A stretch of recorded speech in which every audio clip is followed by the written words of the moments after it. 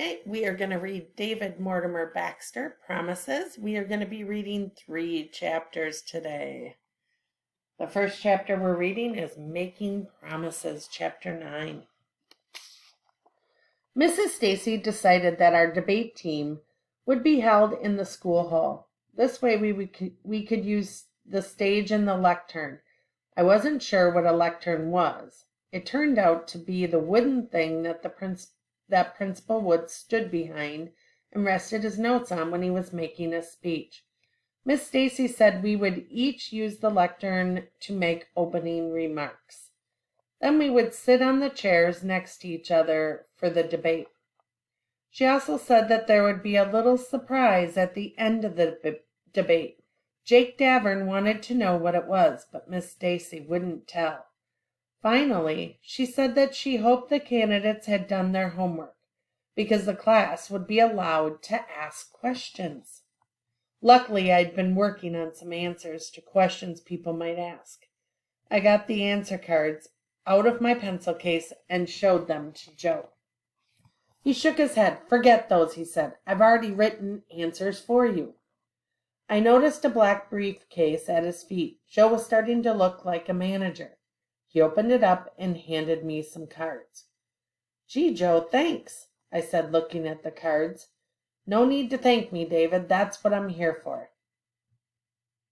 I don't know what to say, so I punched him in the arm. "How about a game of Foursquare at lunchtime?" I asked.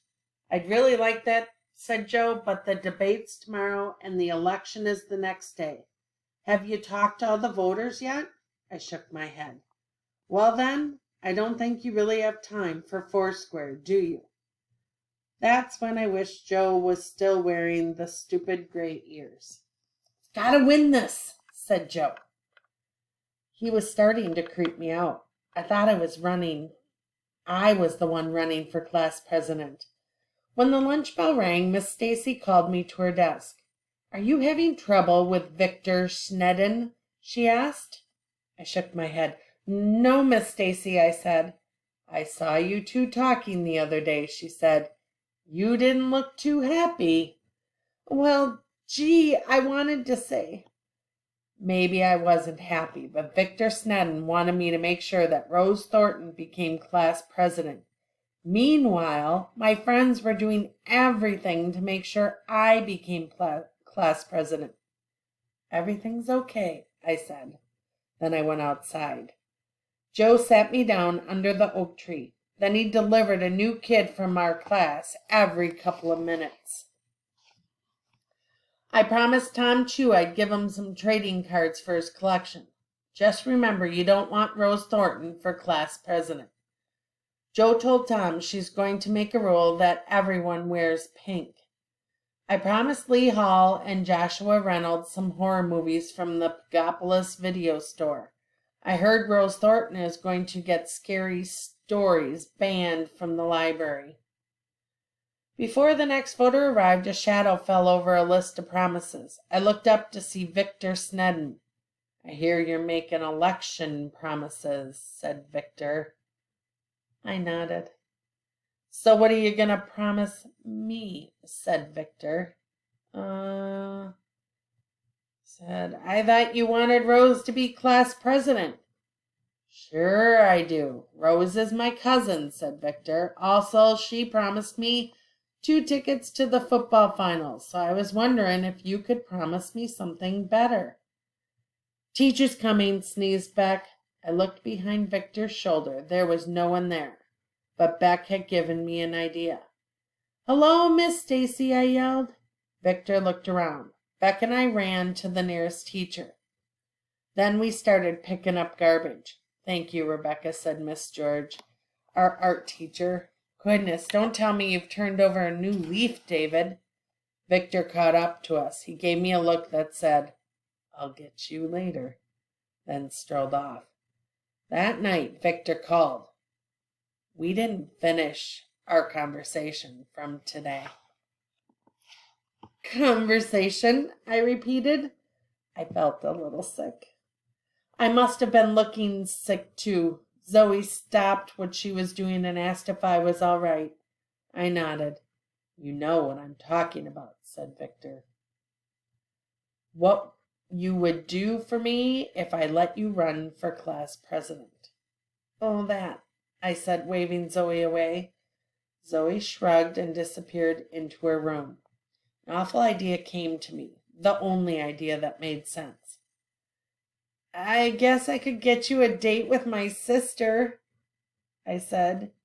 You know, Zoe. Victor Snedden sure knew my sister. He had a crush on her for a year.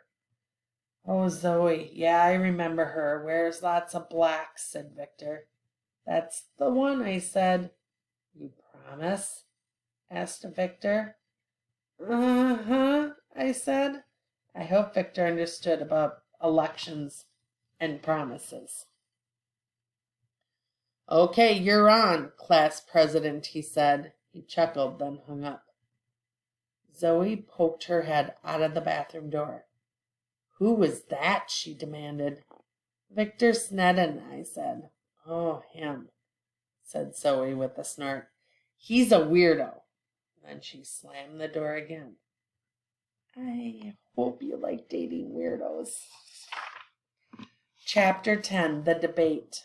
The next day before the debate, Mrs. Woods called Rose and Miss Stacy and me into her office.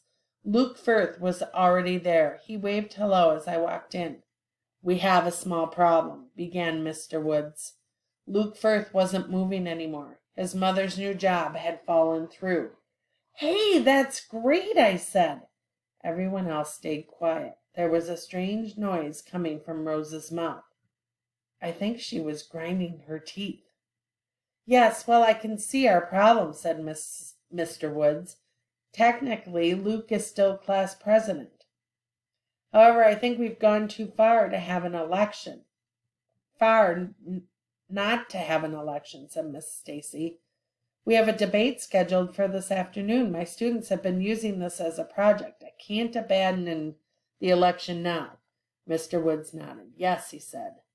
Well, I think the debate should continue as planned. However, I will be looking into this matter further. Miss Stacy asked us to leave so she could talk to Mr. Woods in private. We walked out and Rose stormed off. Wow, said Luke. She really wants to be class president, I said. Luke nodded. He was still wearing his class president badge. What's so good about being class president, I asked. I don't know, said Luke, touching his badge. Guess I like helping people. I like organizing things. This is the first thing I've ever been good at. I'm the youngest at home, he shrugged, and no one else has been class president. I nodded. Why do you want to be class president, he asked.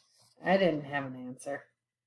As I walked into the assembly hall that afternoon, people laughed and pointed at me as I walked to the stage.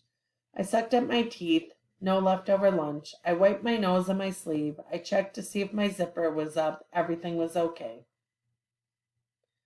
I saw the poster on the wall as I reached the stage. It was the picture that Beck had taken, the one of me feeding her pet rat Ralph.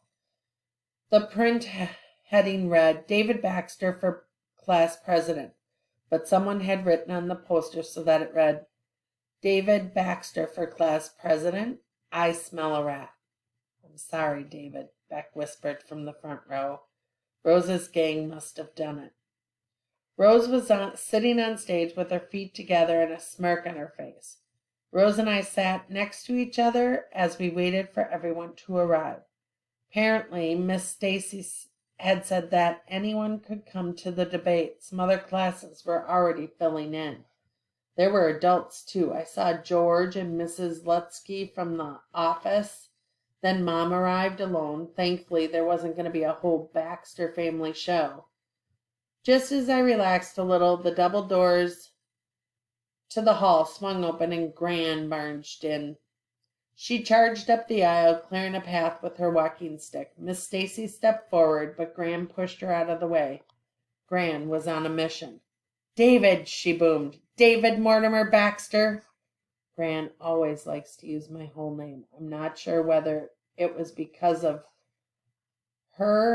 it was her husband's name, or she just liked to embarrass me. I wonder if I ignored her. Rose leaned forward and tapped me on the knee. I could tell she was enjoying your show. Isn't that your grandmother? She asked. David, Gran called out. I gave her a little wave. Hi, Gran, I said weakly. Gran pushed a large paper bag on the stage. Put it on, she commanded. Figured I'd better put it on before she came up on stage and dressed me herself. I put on the coat someone had hemmed at the sleeves. At least I could see my hands. I slipped my opening remarks into one pocket, Joe's notes into the other. All of a sudden I felt different, taller, older. Felt like I slipped on a costume and was going to play a character. Gran gave an approving nod and went to find a seat. Miss Stacy walked on stage and went to the lectern. 1, 2, she said. 1, 2, 3, 4, said someone from the audience. Laughter ran through the crowd. There were at least 100 people seated. There were also other people standing in the back of the hall. I think we should start. She introduced Rose Thornton as the first candidate. There was applause. I watched Rose speak, but I wasn't listening. I looked out into the crowd and saw Mrs. Thornton. Every time the crowd applauded, she would clap loudly. Her lips moved as she spoke. She seemed to be echoing Rose's speech word for word. It seemed very important to her, not just the debate, but the whole class president thing. Suddenly, Rose picked up her papers and returned to her seat. It was my turn.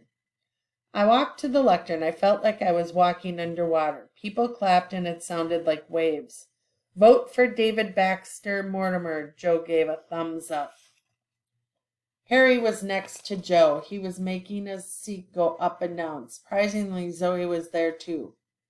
I remembered my lesson with Zoe and grabbed the lectern with both hands. I had picked something to look at. I talked to the flag. But gradually I looked into the crowd. I picked one person and talked straight to them. Pointed my finger. I shook my fist. I was on a roll. When I was finished, I was pretty happy with myself. Miss Stacy stepped up to the lectern and threw some questions at us. Let Rose answer first. I was too busy figuring out which card was Miss Stacy's question. My answer cards dropped onto the stage, but Miss Stacy didn't seem to notice. She was asking the audience for questions. Rose's Gigi's were scattered throughout the audience. At least 3 of them got a question to Rose before Joe asked me anything. David, will you be banning smashing Morgan pencil cases if you become president? I stood up. I most certainly will not, he said, thumping my clenched fist. Miss Stacy pointed at Jake Davern, but Miss Thornton started talking before Jake could open his mouth. I have a question for David. David, do you believe that girls should have equal right to become class president? I believe, Miss Thornton, that class president should be the best person for the job, boy or girl. David, is it true you wear your sister's clothes? Uh-oh. That's a problem.